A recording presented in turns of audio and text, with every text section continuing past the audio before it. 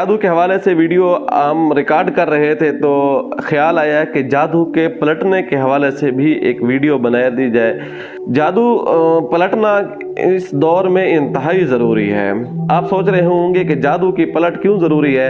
जादू की पलट मैं अक्सर दोस्तों को कहा करता हूँ कि जब तक आप जादू की पलट नहीं करते तो वो जादू कराने वाला आपके ऊपर बार बार अटैक करता रहेगा, वो बार बार आपको तंग करता रहेगा। आप एक बार इलाज करवाते हैं, जादू दोबारा हो जाएगा, दूसरी बार इलाज करवाया, जादू तीसरी बार हो गया।